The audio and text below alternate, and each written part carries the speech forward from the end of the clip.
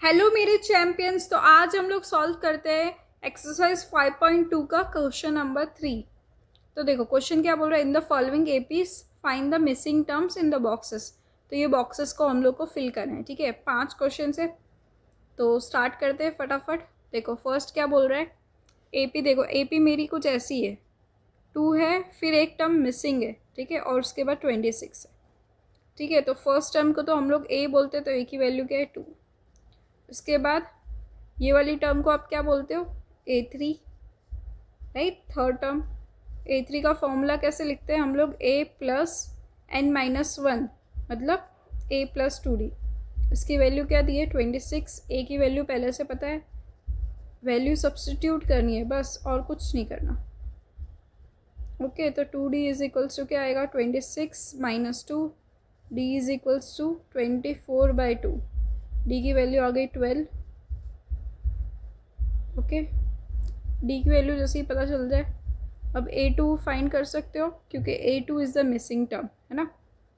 A2 का formula क्या होगा, A+2 - 1, तो A+D। ए की वैल्यू 2, इसकी वैल्यू 12, तो A2 की वैल्यू होगी 14। तो ये बॉक्स हमारा हो गया फिल।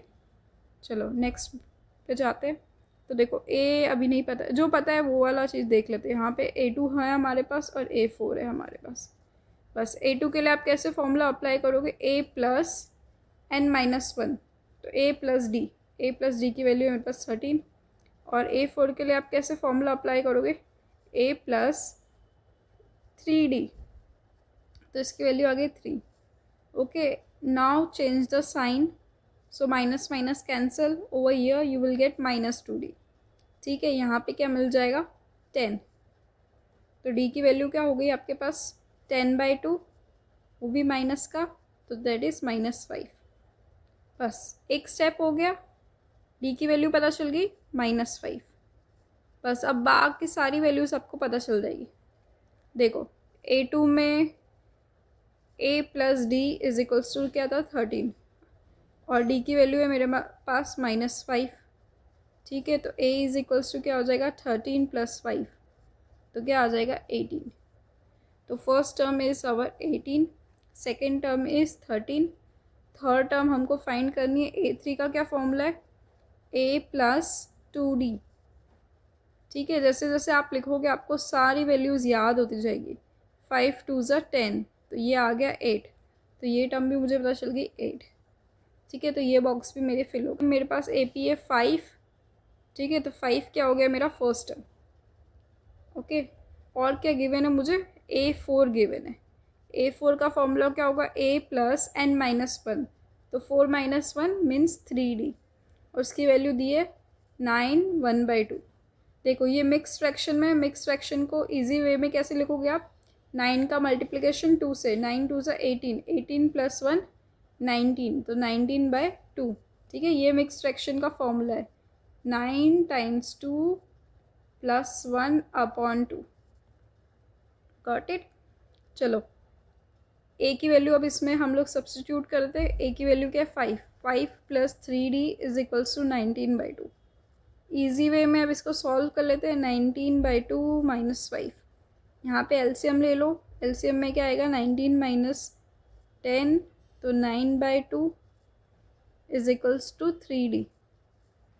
ओके अब देखो यहाँ से कैंसिल हो जाएगा तो 3 आ जाएगा ना, 3 1 ज़ा 3 3 ज़ा, तो डी की वैल्यू आ गई 3/2। जैसे ही एक वैल्यू पता चल जाती है, अब जो जो टर्म्स हमको फाइंड करने, चलो A2 फाइंड कर लेते हैं सबसे पहले। A2 कैसे फाइंड करेंगे, A+n-1 मतलब 2 - 1, तो A+D, डी की वैल्यू तो 3/2 है, ए की वैल्यू क्या थी हमारी 5। चलो यहाँ पे भी एलसीएम लेना है, 5 2 ज़ा +3/2, तो क्या आ जाएगा 13/2।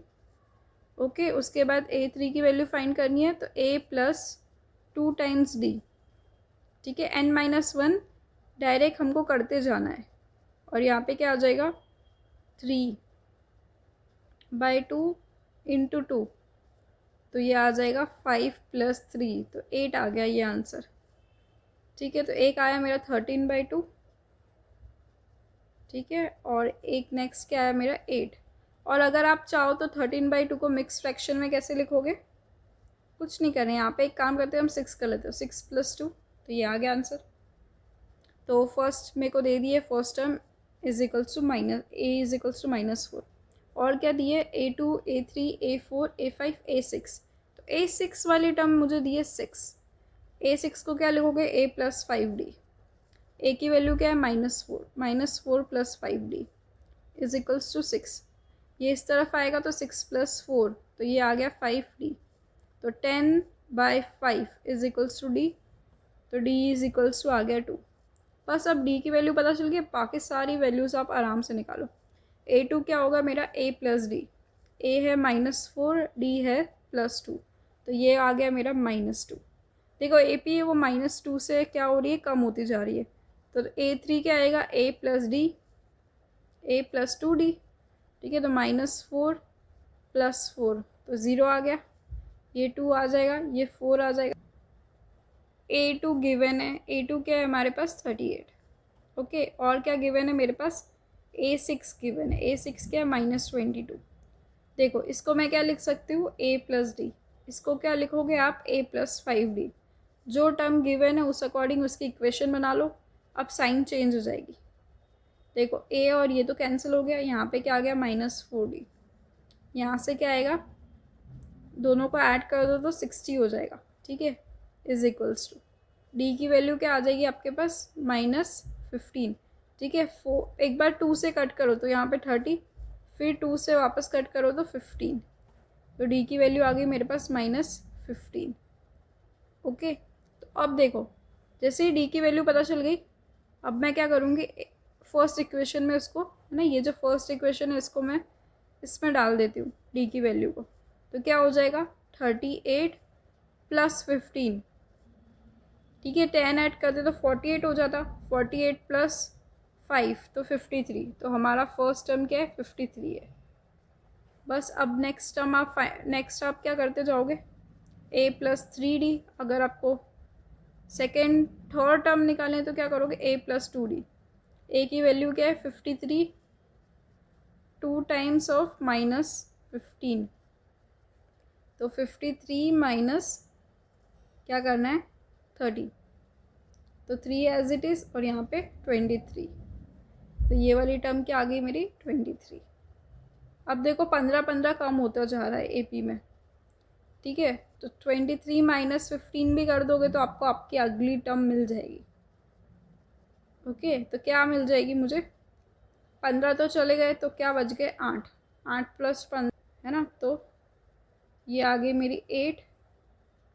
अब देखो 8 और -15, तो ये आ गई -7।